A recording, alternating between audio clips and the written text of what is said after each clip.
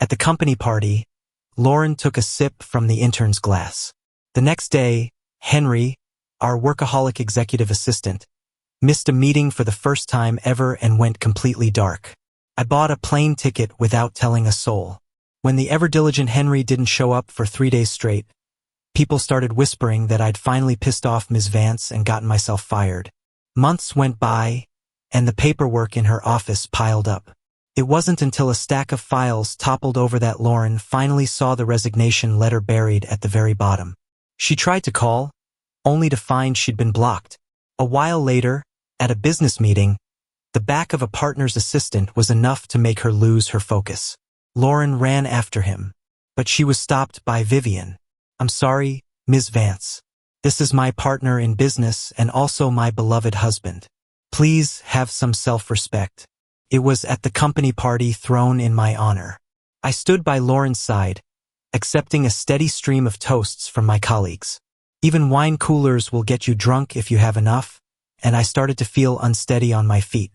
I reached for Lauren's arm to steady myself, but she sidestepped, and my hand grasped at empty air. Lauren leaned in and whispered a warning, "Henry, we're in public. Don't cross the line." The intern, Edward, watched me timidly from the side. "Henry," he said, "could you teach me a few things sometime? I want to be as capable as you so I can stay by Ms. Vance's side." Lauren scoffed, "You're too innocent. Don't let him be a bad influence on you." Her comment sent a ripple of whispers through the crowd. "I heard Ms. Vance hates it when Henry goes out to close deals. You don't think he uses some shady methods, do you? There's been a rumor for a while that she can't stand him. He's only still here because he's a veteran and has landed a lot of big accounts. But now that she's fully in charge of the company, she could fire him in a heartbeat." The same people who had been fawning over me just moments ago now backed away, afraid of being caught on the wrong side.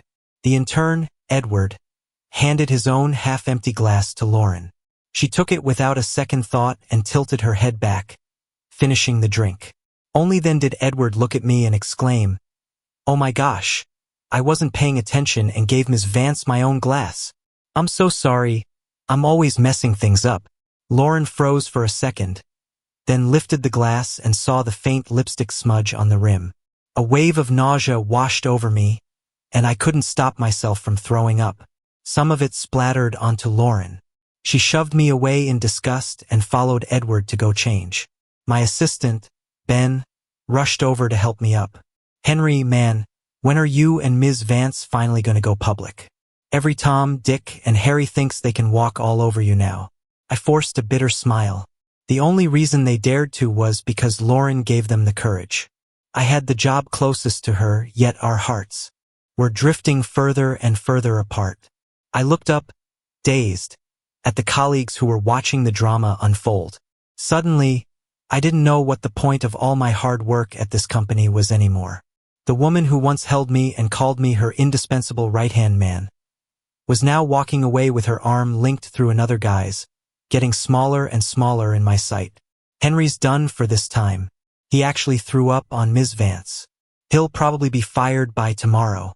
Lauren never mentioned firing me, but she didn't come home that night. Our housekeeper, Arthur, reheated dinner over and over. "Sir, it looks like Ms. Vance isn't coming back tonight. Why don't you have a bite to eat?" I picked up the cake from the table and put a spoonful in my mouth. "Arthur, why has the cake been so bitter lately?" Arthur sighed. "Sir, maybe you should stop going into the office. It seems she doesn't want you involved in company business anymore." I looked down at the icing on the cake. To the best assistant. She had personally baked a cake for me after I landed my first major account, with those words written clumsily across the top. We made a pact then. Every time I closed a deal, we would celebrate like this, just the two of us. The words on the cake never changed.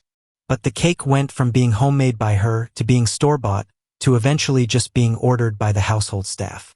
And our two-person celebration gradually became my own lonely ritual. The cake was too awful to eat. I didn't want it anymore. As I stood up, I heard the sound of a key in the front door. Lauren came in, leaning on Edward for support. She paused when she saw the cake I'd thrown in the trash. "What's your problem now? Weren't you the one who asked me to get you a cake?" She suddenly grabbed my hand, her grip tight. You love this, don't you? Why aren't you eating it? A chill ran through me, and I tried to pull my hand away. As if suddenly sober, Lauren let go. She tugged at the silk scarf around her neck and glanced at Edward. A car key was placed on the table. Take this car home. It's late, drive safe. I recognized the key and let out a self-deprecating laugh. It was for the first car Lauren had ever given me, for Valentine's Day. Pink supercar. The day I drove it to the office, it turned a lot of heads and started some nasty rumors. After that, I left it in the garage and never drove it again. But because it was a gift from her, I still had it regularly maintained. And now, she was giving the key to someone else just like that. Seeing me staring at the key, Lauren asked impatiently, "It's just a car. If you can't bear to part with it, he can take mine." I turned away, my voice cold. "Your car. Your choice." Edward took the key and left, overjoyed. Lauren glanced at me once before disappearing into the study. Arthur brought out a glass of water and some aspirin. "Sir, why don't you take this up to her? Maybe she'll cool down and come back to the master bedroom." I took the glass from the tray, tilted my head back, and downed it myself. Then I placed the empty glass back on the tray as Arthur stared in shock. "If she likes the study so much, she can sleep there." I went back to our room and pulled out our marriage certificate. The couple in the photo was gorgeous, smiling sweetly, looking like a match made in heaven. Who would have thought that in just a few short years we'd be headed for divorce? I contacted my lawyer. Soon, this marriage certificate would be a divorce decree. The next morning, I woke up groggy, but a new message on my phone snapped me awake. "Mr. Evans, I just checked. According to public records, you are still legally unmarried. Could you please double-check the details regarding your divorce proceedings?" I stared at the message for a long time, unable to process it. When we got married, I was in the middle of a huge project. Lauren, worried I'd be distracted, said she had connections and could take care of the paperwork directly. I never gave it a second thought. I never imagined she would give me a fake marriage certificate. I opened my laptop to write a resignation letter, but the latest email in my inbox caught my eye. "Mr. Evans, congratulations on your acceptance. Please report at the scheduled time to begin the program." I'd completely forgotten about the advanced professional course I had applied for. I was going to give it up because I was too busy at work, but I hadn't expected to be accepted. I replied to the email, then wrote my resignation letter and asked Ben to hand it in for me. I packed my bags and bought a flight to Boston. Before I turned off my phone for takeoff, I blocked Lauren on everything. I had a dream on the plane. When I first joined the company, I had the best scores on both the written and interview portions of the exam, but my spot was given to someone who pulled some strings. I was leaving the building, completely dejected, when I bumped right into Lauren. She glanced at my resume and asked what had happened. "From now on, you'll work for me. My executive assistant is about to be reassigned anyway." Lauren had two younger half-sisters, both illegitimate, who held key positions in the company. The three of them were in a cutthroat battle for control. I watched Lauren navigate the corporate world, learning so much from her ruthless efficiency. The longer I stayed by her side, the more I wanted to become someone who could stand with her as an equal.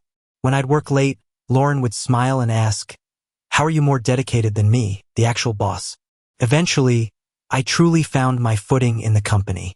I landed one major project after another. The look in Lauren's eyes when she looked at me grew brighter with surprise. I can't believe I found such a gem just by picking someone up off the street. Lauren took me everywhere with her. We were practically inseparable.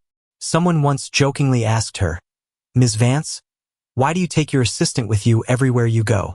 Lauren smiled and said, "He's the one person I can't live without now." I took that sentence to heart. One night, Lauren got drunk and kissed me. Our relationship started naturally after that, but we kept it quiet because of how it would look at the company. We spent all our time together, so I never felt like it mattered whether we were public or not. Lauren would always hold me and promise, "As soon as I'm truly in charge, I'll make sure you can walk into this company, head held high as my husband." I woke up and touched the corner of my eye. My fingertips came away damp. To think that even by the time I left, that promise was never fulfilled. The plane landed, and I went straight to the program orientation. Everyone here was the best of the best, elites who had achieved incredible things in their respective fields. We exchanged ideas, and after class we'd grab drinks to network. Life was fulfilling and relaxed. Only occasionally would Ben send me a message to vent. "Henry, you have no idea. The day after you left, that Edward kid was officially promoted to Ms. Vance's assistant. He's so full of himself his tail is practically wagging. Today, the new assistant tried to have your old desk moved. I almost got into a fight with him. Ms. Vance had to come out and stop him. This new guy eats lunch with her in her office every single day.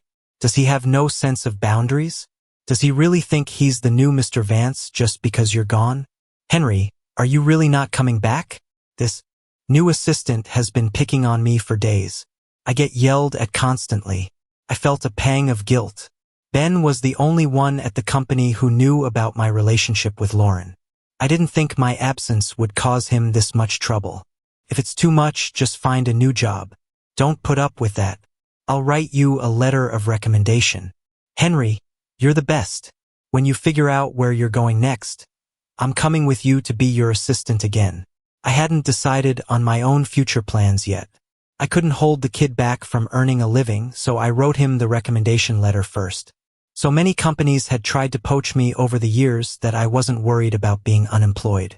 I just wanted to take some time to learn and grow. I was sitting in a quiet cocktail lounge, listening to the people around me share their stories, staring into my glass. Suddenly, someone sat down next to me. I turned and saw it was a classmate from my program. I remembered her because she had shown up 2 days late. When she walked in, I thought a celebrity had arrived. Her face was that stunning. Even the seasoned elites in our class couldn't help but follow her with their eyes. I gave Vivian a polite nod and a small smile. Then my gaze returned to my drink. But the person beside me suddenly spoke. "How come you only listen and never talk? Are you an introvert like me?" I was surprised she'd initiated a conversation. From what I'd seen, she never spoke to anyone in class unless they spoke to her first. I shook my head. My story, it's not worth telling. That story was filled with Lauren, and I didn't want to bring it up again. But Vivian seemed to have taken an interest in me. She lowered her voice. "I'll trade you a secret for your story. How about it?" I didn't even look up. "I'm not interested in your secrets." She suddenly laughed. "What about a job offer from Zenith Corp? Surely you're interested in that?" I finally looked up, my eyes betraying my excitement despite my best efforts to hide it. Zenith Corporation. That had been my ultimate dream. Vivian smiled, a little helplessly. "I knew it. Work is always more appealing to you." Seeing me staring at her intently, Vivian's expression turned serious. "I'm very close with the CEO of Zenith. Don't worry, I'm not messing with you." It made sense. The people in this program were not ordinary. She wouldn't lie just to trick me into telling her my story. I took a sip of my drink. I started from when I graduated and joined Vance Industries. Lauren made me her assistant, and it caused some nasty rumors around the office. Some people thought I was just some parachute hire and felt the need to challenge me. The printer would coincidentally break right when I needed to use it. The water cooler would happen to be empty when I went for a drink. In the cafeteria, the moment I sat down, everyone at the table would get up and leave. In the company-wide group chat, people openly speculated about my relationship with Lauren. I kept to myself, pouring all my energy into my work. After they saw that I was genuinely just working hard, and that I rarely even spent time alone with Lauren, the gossip slowly died down. When I was first rejected for the job, I thought I was the unluckiest person alive. After meeting Lauren, I often felt like the luckiest. That's why my feelings for Lauren as my boss became something different. I felt like I had to work as hard as possible to not let that luck go to waste. After Lauren's previous assistant was transferred, she must have finally realized that even though she was short an assistant, her workload hadn't been affected at all. She stopped me one day as I was bringing her coffee. "You're a fast learner." I almost didn't notice I had a new assistant. The documents for her to sign were on her desk on time every morning. The coffee tasted exactly the same, and her schedule of social engagements was perfectly organized. Everything was designed to make her life easier, and it made her pay more attention to me. Lauren seemed to realize I had potential and began to patiently teach me many things. I became her new date for business events. We went from only seeing each other when I entered her office to being inseparable day in and day out. Lauren was a serious worker, without any of the bad habits of other spoiled heirs. First, I didn't get it.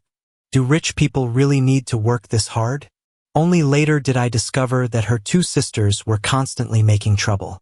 For her, and their mother always favored the illegitimate daughters. So she had to work exceptionally hard just to hold on to what was hers. My admiration and gratitude for her were now mixed with a touch of sympathy. Maybe that old saying is true. A man's downfall begins the day he starts feeling sorry for a woman. I worked even harder, staying later and later at the office. Every time I went out for a business dinner, I was determined to close the deal. One time, Lauren got drunk at the dinner table. She sat next to me, frowning and rubbing her temples, her face flushed from the alcohol. But the client across from us was relentless, holding a glass right up to her face. Normally, this kind of awkward, forced drinking situation would never happen. But this time, the client seemed dead set on it. Just as Lauren reached for the glass, I snatched it from her and downed it in one gulp. A brief silence fell over the room, which turned to panic as a red rash slowly spread across my face. I was rushed to the hospital. Lauren stood by my bedside, frowning. You knew you were allergic to hard liquor and you still drank that? Are you trying to kill yourself? I just smiled at her. This way, the dinner could end early. I had already seen the client's ill intentions. A woman as smart as Lauren couldn't have missed it. Someone had to cause a scene that night to end the farce. Lauren had me admitted to the ICU for observation, and she stayed outside. The client was getting anxious. I just wanted Ms. Vance to have a good time. Who knew her little assistant would jump in to take a drink for her? Is he going to be okay? Nothing serious is going to happen, right? By the time I came out of the ICU after a good nap, the contract was signed. Lauren gave me a week off and doubled my salary. That night, Lauren drove me home. Standing under the dim lights of my apartment building, she stroked my head. Don't be so reckless anymore. No contract is more important than you. Then her lips, tasting of wine, met mine. I stood there, stunned, watching her face get closer and closer, forgetting to react. It wasn't until she left that I stumbled upstairs, leaning against my door and covering my face. She had just kissed me, kissed this face covered in allergic red blotches.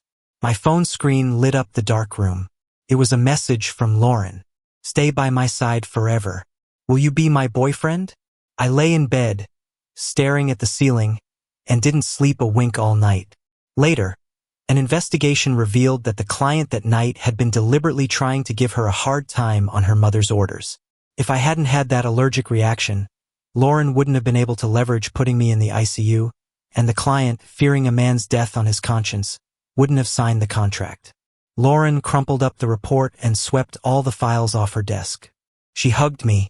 Henry, just wait a little longer. I'm not strong enough to fight her now, but one day, I'll be able to protect you. I just held her tightly. Besides me, she had no one.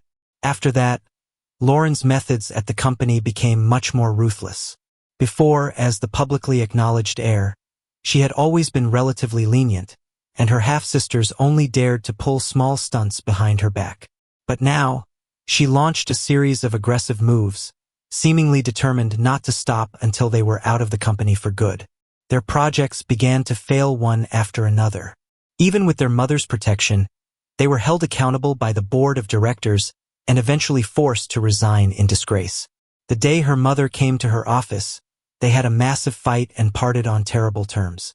The half-sisters were gone, but the mother and daughter had completely torn each other apart, fighting a brutal war within the company.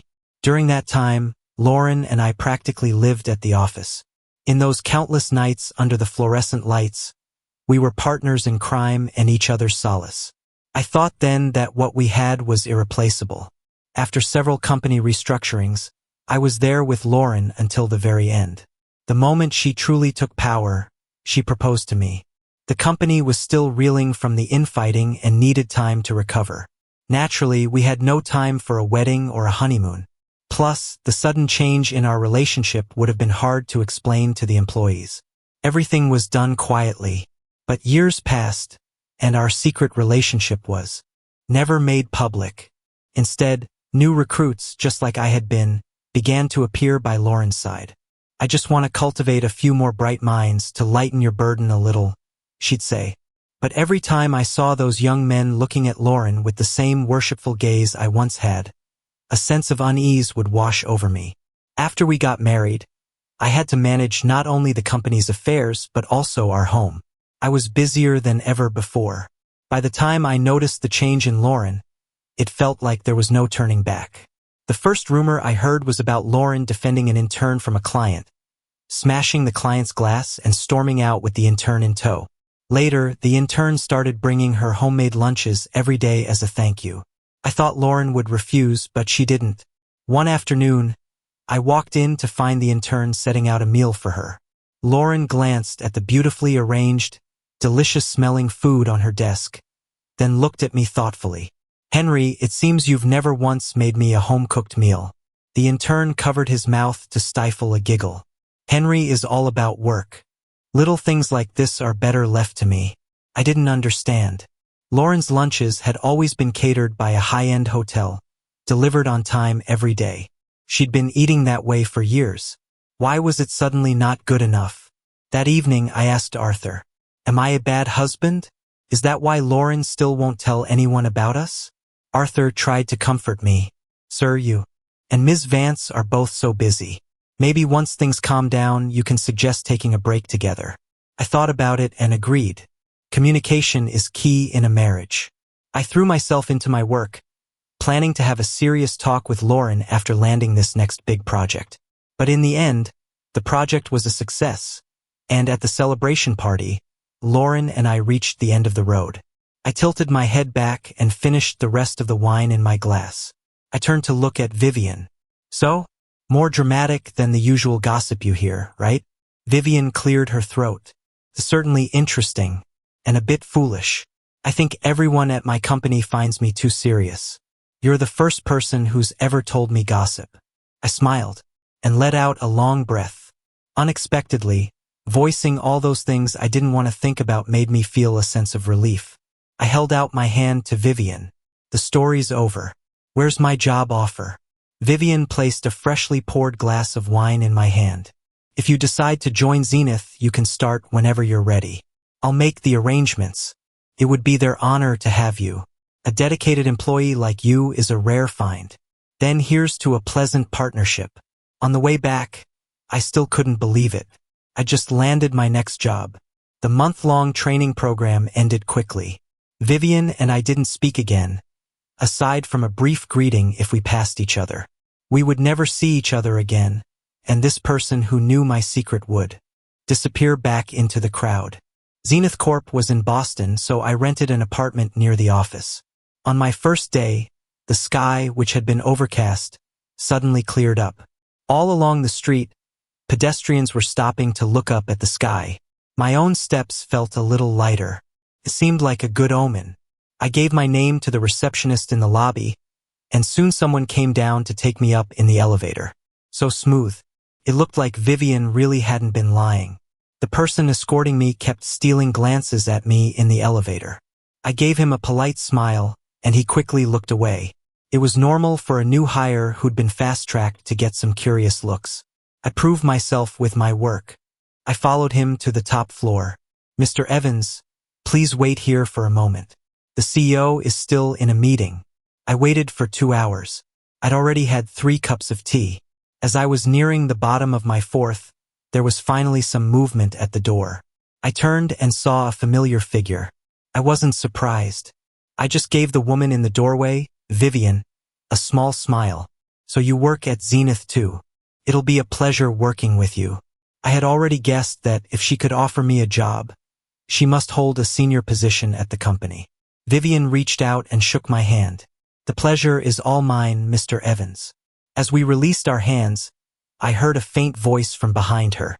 Mr. Evans, the CEO, is out of her meeting. You'll be her new executive assistant. I was still in a daze sitting at my new desk. I couldn't believe Vivian was the CEO of Zenith Corporation. The CEO of Zenith I'd seen on TV was a spry old man. How did he suddenly get so young? My new colleague, Chris, leaned over and whispered, "Our Ms. Lin just took over the company, so it hasn't been announced publicly and she hasn't made any appearances. But she was already a powerhouse before this. The company she started on her own is a leader in the industry. I thought you must have known the CEO to get parachuted in like this, but you didn't even recognize her. Did she poach you from somewhere?" I gave Chris an awkward smile. Who would have thought the CEO of a major corporation would attend a professional development course herself and personally recruit employees? Talk about being hands-on. Just as Chris and I were whispering, the office door swung open. Vivian leaned against the doorframe and cleared her throat, catching our attention. She pointed a finger. "You, help him move his desk into my office." Chris shot up immediately. Less than 10 minutes later, my workstation had been relocated into the CEO's office, right in Vivian's line of sight.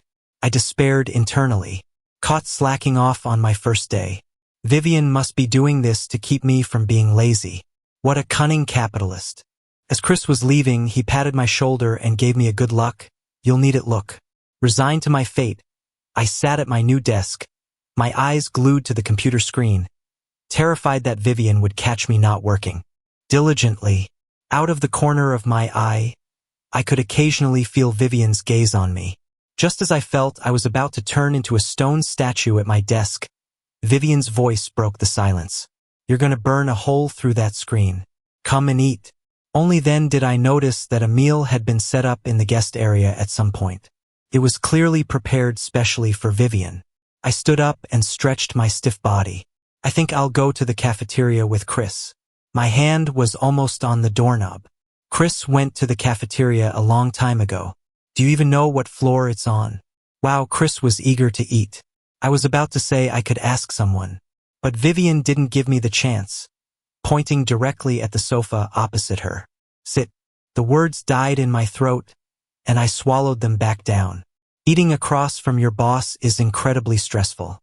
I really couldn't understand why that Edward kid had loved eating with Lauren so much. I picked up my chopsticks gingerly, trying not to make a sound, hoping to become invisible. The whole meal felt like I was committing a crime. As soon as I finished eating and wiped my mouth, there was a knock on the office door. Chris peeked his head in. "Ms. Lin, if there's nothing else, I'm heading down for lunch." I looked in shock at the nearly empty dishes on the table, then back at Vivian. But Vivian acted as if nothing had happened, continuing to eat at her leisurely pace. I had to admit she had a natural air of nobility about her, the kind that could only be cultivated by a very wealthy and distinguished family. Lauren, perhaps because of her upbringing, had more of a ruthless edge. Plus, for years she had pretended to be an incompetent slacker to lower her mother's guard, which over time made her seem more like a spoiled brat. Vivian put down her chopsticks, and I immediately grabbed a napkin and handed it to her. Eating with the boss really brings out the sycophant in you. Vivian took the napkin, but then she leaned in close to me. I felt a soft, gentle touch on the side of my mouth. I stared, stunned, at Vivian's face, now right in front of mine. I felt like I'd been struck by lightning. Wasn't this a little too intimate? I shot up from my seat and bolted out of the office. "Ms. Lin, I need to use the restroom." I didn't dare go back into the office. I waited at Chris's desk instead. The moment he came back, I pulled him aside. "Tell me honestly, does Ms. Lin have a one that got away? A childhood sweetheart? An unrequited love?" I pointed to my own face. Do I look like him? Otherwise, I couldn't explain her bizarre behavior. Chris stared at me for a few minutes, then shook his head vigorously. "I have no idea. I never had any contact with Ms. Lin before she inherited the company. Why don't you just ask her?" Following his gaze, I slowly turned around to see Vivian standing right behind me. "I'm sorry, that was a bit forward of me." I had just let out a sigh of relief when she continued, but I couldn't help myself. I dragged Vivian back into her office and shut the door behind us. I sat across from her, prim and proper. Ms. Lin, I truly value this job opportunity, but I don't want to receive special treatment just because I resemble someone. I will work hard and I won't waste the position you've given me. Vivian sat across from me, a smirk playing on her lips as she listened. I carefully watched her expression. She wasn't angry. Good. When I finished, she just nodded. You work hard. I won't interfere. I thought my words had worked, and I genuinely went back to focusing on my work. But Vivian seemed to have a lot of free time. A little while later, a cup of coffee appeared on my desk. Try these new coffee beans. I don't want it. I took a sip and grimaced at the bitterness. A short while later, a small cake was placed on my desk. Afternoon snack from the company. I took a bite, and only then did Vivian return to her own desk. I was finally able to breathe when Vivian was called into a meeting. I organized the documents she needed to sign that afternoon, placed them on her desk, and as I turned, I knocked a book off the corner. I bent down to pick it up, and a photograph fell out. It was a graduation photo. I was about to slip the photo back in when my hand froze. I looked closer. Wasn't this my class graduation photo? I found a younger, more awkward version of myself in the second row. Could it be that Vivian and I were classmates? But I couldn't possibly have forgotten a classmate this beautiful. I looked over the photo again carefully. Sure enough, Vivian wasn't in it. A blurry fragment of a memory flashed through my mind. It was too fast for me to catch. Vivian pushed the door open, and I was still holding the photo. Even though it was my photo, I suddenly felt a pang of guilt, like I'd been caught doing something wrong. Seeing Vivian's face, the memory I had just missed finally clicked into place. I asked her, my voice full of uncertainty, did we date? I had a brief relationship during my freshman year of college. It was so short and ended so bizarrely that I wished I could erase the memory entirely. It was right after our military-style orientation. I was tanned and dark from the sun. I was walking past the music building when I heard a piano playing inside. On a whim, I snuck over to listen. The Vivian back then was a little different from now. She wore glasses and had short hair. She sat at the piano, and the dappled sunlight from the window fell on the keys, dancing with her fingers. She spotted me. Who's out there? I was self-conscious about my tan and didn't want her to see me, so I turned and ran. After that, I went to listen to her play often, trying everything I could to lighten my skin. Once I'd made some progress, I launched a full-on campaign to win her over. Vivian would always smile helplessly at me and turn me down. But after a month of my persistence, she actually said yes. Just when I thought I was finally going to have a romantic college relationship, she disappeared. Truly disappeared. I never saw her again. It got to the point where I sometimes wondered if that memory was just a figment of my imagination. Looking at the Vivian in front of me now, I felt a surge of anger. I threw the book I was holding at her. The book grazed Vivian's cheek, leaving a red mark. And then I was suddenly at a loss. I just assaulted my boss. A cardinal sin of the workplace. Vivian bent down, picked up the book and the photo and walked over to me. I'm sorry. That was the second time today I'd heard her say she was sorry. I ignored her, turned around, and went back to my desk to continue my work. But after that, Vivian stopped pretending. Sometimes I wondered if I was her assistant or if she was mine. Even Chris noticed something was off between us. I thought I was bringing in a well-connected new hire, but it turns out he's the boss's crush. I'm on your side, by the way. When you two finally make it official, don't forget to put in a good word for me to get a few extra vacation days. I didn't think Vivian and I had a future. The memory of telling her my entire history with Lauren made me cringe so hard I could build a house. Until we went on a business trip to a neighboring city together. The moment the car crashed on the highway, she threw herself over me, holding me in a death grip. Luckily, we were shaken but alive. We were injured but not fatally. By her hospital bed, I looked down at Vivian, lying there in a cast. You left without a word back then, and now you're risking your life for me. Is it fun, messing with me? Vivian tried to reach for my hand, but the movement made her wince in pain. I was suddenly sent abroad. The messages I sent you all went unanswered. I thought you never wanted to speak to me again. I thought back hard. I never received any messages. Then I remembered that old account I hadn't used in 1,000 years. It had been so long that when I tried to log in again, the password was wrong. I couldn't be bothered to recover it, so I just made a new one. I sat down on the edge of the bed, deflated. Forget it. It's just fate. You get some rest. I'm leaving. Vivian called out to me. I can't work with this cast on. Shouldn't you move your office into my hospital room so you can report to me in a timely manner? My workstation moved from Vivian's office to her hospital room. She became much more fragile after being hospitalized. It was always this hurts or that hurts. I found myself being much gentler with her, afraid of causing any further injury. One day, I fell asleep at my desk. In a daze, I felt someone approach, and a light kiss was placed on my forehead. How could it be fate? Destiny just brought a better version of you back to me. This time, it's my turn to pursue you. I kept my eyes squeezed shut, not daring to open them. Vivian's courtship was so grand that the entire company knew she had a crush on someone who wasn't reciprocating. Every time I walked past my colleagues, I was terrified they would notice the signs and I would become the center of attention. Vivian took me everywhere. At a dinner, someone pushed a glass of wine in front of me. Vivian took the glass away immediately. Mr. Lee, he's allergic to alcohol. She didn't drink the wine, just placed it in front of herself. But the protective gesture was clear. No one dared to force Vivian to drink. Naturally, no one bothered me either. Started raining when we left that day. Vivian was driving me home, but her car couldn't fit down my narrow alley. She took off her suit jacket and held it over her head. Quick, get under. I ducked under it, and she shielded me as we ran down the alley. A group of students ran past us. In that moment, I felt like I was back in college. By the time we reached my building, Vivian's jacket was soaked. I reached out and brushed the rain from her hair. Vivian froze, not daring to move. I wrapped my arms around her neck. Vivian, you're even more beautiful now than you were back then.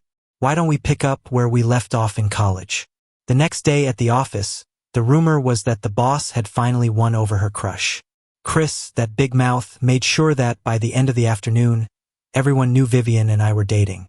I never thought about how long this relationship would last. It was more about making up for that relationship that had ended so abruptly. So, I was still in a bit of disbelief when Vivian and I got our marriage license. I accompanied Vivian to a business conference. She held my hand the entire time, telling everyone she met that they were invited to our wedding. I'm gonna get some air. As I turned to leave, my eyes scanned the room and I thought I saw a familiar face. I shook my head. Lauren wouldn't be in Boston. Lauren was distractedly fending off people who came to toast her. Ms. Vance, I'll send you the collaboration proposal later. Please take a look and see if you're interested. Lauren nodded. Just give it to my assistant. The words caught in her throat. Assistant. She hadn't had an assistant for a long time. The last one had been fired for making too many mistakes. At first, she had found it amusing, cultivating a delicate flower, watching him bloom. It was a fulfilling feeling. Just like Henry, he was her proudest creation. But sometimes, when a flower bloomed too magnificently, it became a bit boring. So she decided she wanted to experience the joy of nurturing someone new again. But she had forgotten. Not every flower was a Henry. When the files on her desk piled up, with no one to pre-screen and categorize them for her, no one to flag problems in reports, no one to have the signature page already open. Even when she closed a deal, there was no one to chatter excitedly in her ear, no one pulling her aside to demand a celebration that night. Everything became tasteless. She suddenly started to miss Henry. When Arthur placed the shredded pieces of their marriage certificate, which he'd found in the trash, in front of her, a strange panic seized her. Felt like she was about to lose something she couldn't get back. She called Henry, only to find she'd been blocked. He knew the certificate was fake, so he was giving her the silent treatment. If she went to find him now, she'd just be walking into a fight. He would definitely not let it go. It was better to let him cool off for a while. She hired several more assistants, but she found fault with every single one. A rumor even started at the company. Ever since Henry left, the position of CEO's assistant seemed to be cursed, becoming the job with the shortest tenure. It was true what they said. Only someone you trained yourself would work out. She started having people look for Henry. When she heard he had come to Boston, she, on a whim, chose to take a business trip there herself. Lauren took a sip of her wine. Her attention was caught by a figure that flashed past in the distance. When she pushed through the crowd to follow, the person was already gone. She shook her head, frustrated. When had she started missing Henry so much that she was hallucinating? "Ms. Vance, what are you doing drinking here all alone?" Lauren turned to see Vivian Lynn of Zenith Corp., the person she was hoping to partner with. She shook her head, trying to focus. "It's nothing. I just saw someone who looked a lot like my former assistant." Vivian raised her glass and smiled. "I've heard that Ms. Vance's assistant is exceptionally talented. Many companies tried to poach him without success. He's landed quite a few projects for your company." Lauren felt a surge of pride. "You flatter me, Ms. Lynn. I trained him myself. Naturally, he has a sense of loyalty to my company." Vivian took a sip of her wine. She murmured softly, "Is that so?" Lauren wanted to discuss the current project with Vivian, but she saw Vivian put down her glass and walk outside. Thinking she couldn't miss such a good opportunity, Lauren followed her. Vivian walked through the garden on the terrace and found me sitting in a secluded corner, watching the city lights. I had just looked up when Vivian's lips were on mine. She seemed particularly fierce today, not letting me go until I was breathless. I shot her a glare. "Should we head back?" "Yes, let's go home." I turned my head and heard a noise nearby. I looked over and saw Lauren, whom I hadn't seen in a long time. She was shrouded in shadows, her expression a mixture of surprise and shock. Took her a moment to find her voice. She asked in disbelief, "Henry, is that you?" I looked at her mockingly. "It's only been a few months, and Ms. Vance doesn't even recognize me anymore." Lauren opened her mouth to speak, but no words came out. Vivian's hand on my shoulder tightened. I decided to walk around Lauren and leave. There was no need to waste words on someone who shouldn't be in my life anymore. I had taken a few steps when Lauren seemed to snap out of her stupor. She came after, but Vivian blocked her way with an outstretched arm. "Ms. Lynn, I just want to have a few words with Henry. Could you give us a moment?" Vivian lowered her hand. Just as a smile appeared on Lauren's face, Vivian added slowly, "I'm afraid not. Professionally, I can't let you harass my employee. And personally, I get jealous when you try to talk to my husband." Lauren stumbled back a few steps, looking at us in disbelief. She muttered, "Husband? How could he be your husband?" Vivian actually pulled a marriage certificate out of her pocket. "The real deal. If you don't believe me, Ms. Vance, you're welcome to stay a few more days. You can even attend our wedding." I looked at the certificate in Vivian's hand. Why would she carry that around with her? Lauren stood there, stunned, as if her soul had been ripped out. Vivian wrapped her arm around me. "Honey, let's go. I have a surprise for you tonight." As it turned out, Vivian didn't let me go all night. When I was completely exhausted, she was still whispering persistently in my ear, "Honey, do you still have any feelings for your old company?" My limbs were aching. All I could do was shake my head frantically. "No, none at all."